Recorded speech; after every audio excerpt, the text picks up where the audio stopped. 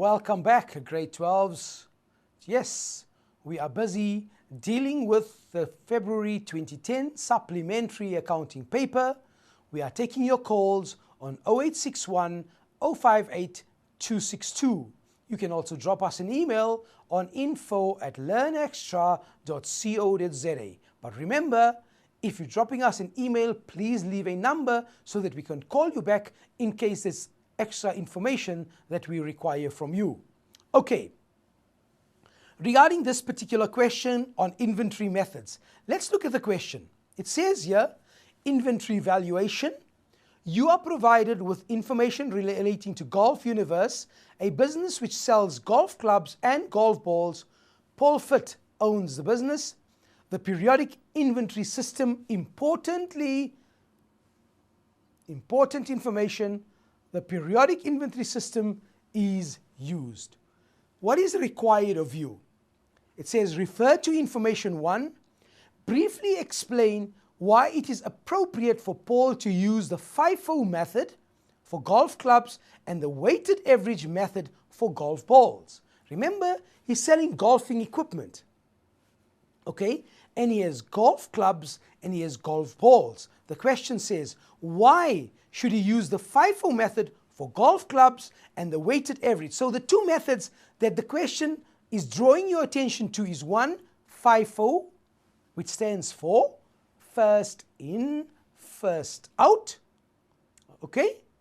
And the weighted average method. This method here is where we work out an average of the stock that we have purchased. Let's look at what we have here.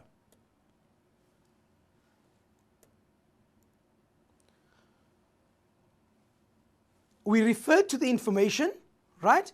And the information that we had here was the following information. Here's it here. There's your golf clubs.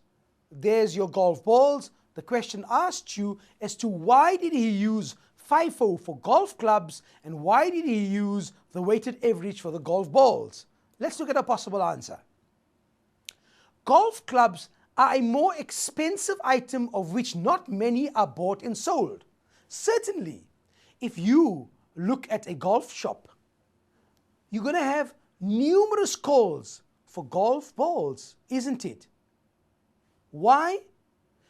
Because the demand for that product is such, you know, that when you and I go to a golf course, being the professionals that we are, when we knock a golf ball, the chances of finding it are very slim. Yes, however, the golf club is firmly rooted in your hands. So what are the likelihood of you losing the golf club? Very unlikely. But the golf ball, I think, if I'm playing, certainly that percentage would be close to 80-odd%.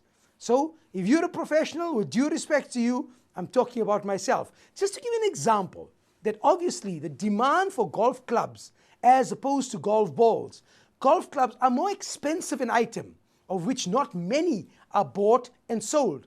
The prices can also differ substantially between different purchases. You can look at the different types of golf clubs in the markets, and also because of a variety of factors, you can look at the variety of prices that you're going to get for golf clubs, right? And it is also easy to keep track of the movement of stock. Yes, your golf clubs, the item is such that you can clearly monitor the movement of the stock. Okay, hence the FIFO method is more appropriate. Okay, now let's look at golf balls. Golf balls are less expensive. We all know that, don't we? Thousands are being bought. On a daily basis, thousands of golf balls are being bought. It would not be easy to keep track of which balls, it would not be easy to keep track of which balls are bought, because you're buying today, you're buying tomorrow, you're buying the following day, you're buying next week, you're buying on a continuous basis. Clearly you can see the difference between the two. Hence, the weighted average method would be more appropriate. Okay? An interesting type of question, because you are expected to use your rationale in order to answer this type of question. Let's go to the next question.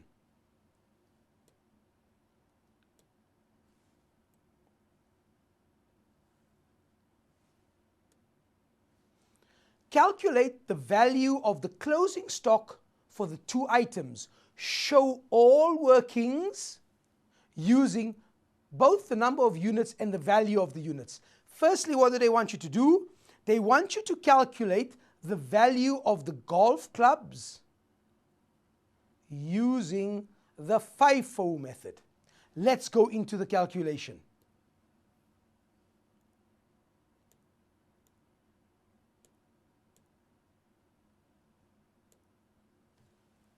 Okay, what are we going to do? Remember, you are given information regarding the golf clubs. Let's get to that information so you can see it. Here's it.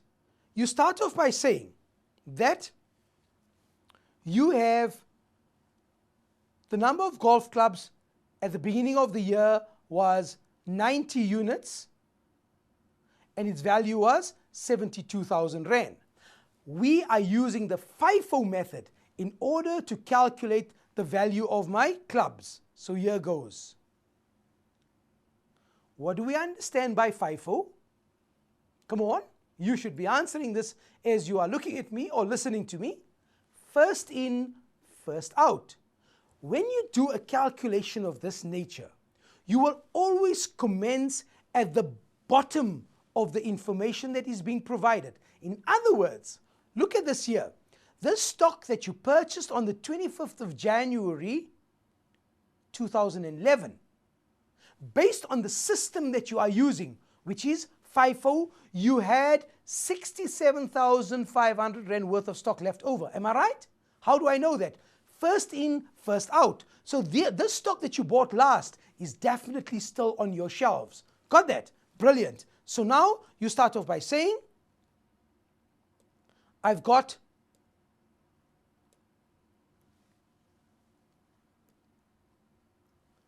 67,500. That's that one there. Okay. Then going back to my question, I also have this. Why did I take the entire 75? Because I'm told here that the number of units that I got left over at the end of the year is 205. Do you see it? Now, I'm breaking up the 205 units into those that I bought last. And the first one that I took was the 75 units. So this one has been dealt with. You see that? Okay, so I've accounted for 75 of the 205. Going further up. So can you see I'm going up? Going up meaning FIFO, the stock that I bought last is still in my business. Here goes. So I take this item here now, the second 75, 67,500. That's that one there. That's the second stock item of 67,500. Remember, I'm adding it. Okay, then going back to my question, I've now accounted for 150 units, correct? Where from? 75 plus 75. Okay, so now I say that accounts for 150 units, but the total number of units that I have was 205. In other words, take the 205 minus the 150 that I've accounted for already, leaving me with 55 units. Now, which 55 units do I have left over? Can you see? I have this one here left over. That's one here.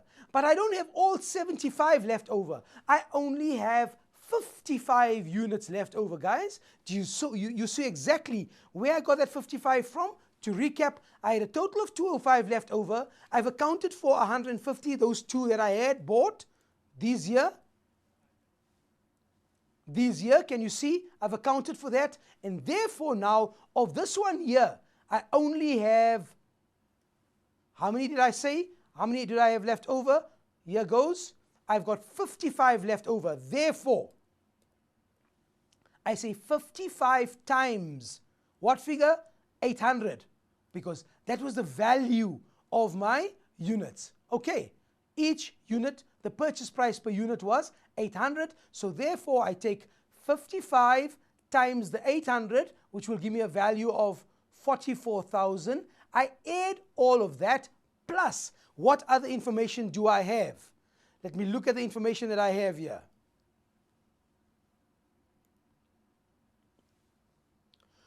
golf clubs. There's my golf clubs. These clubs are made in South Africa.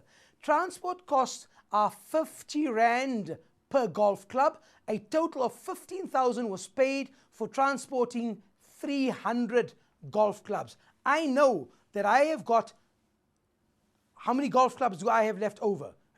Remember, I've calculated it. It was 205. Okay, so therefore, if we go into our calculator and we say 205 times 50, which is equal to 10,250, you see that?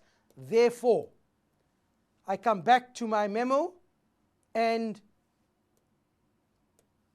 where is that? Let's get to our answer. It should be in my memo where I was working. There goes. There's my 10,250 to give me the value of my closing stock. In other words, what do we remember here, guys? You take the total value of all your purchases.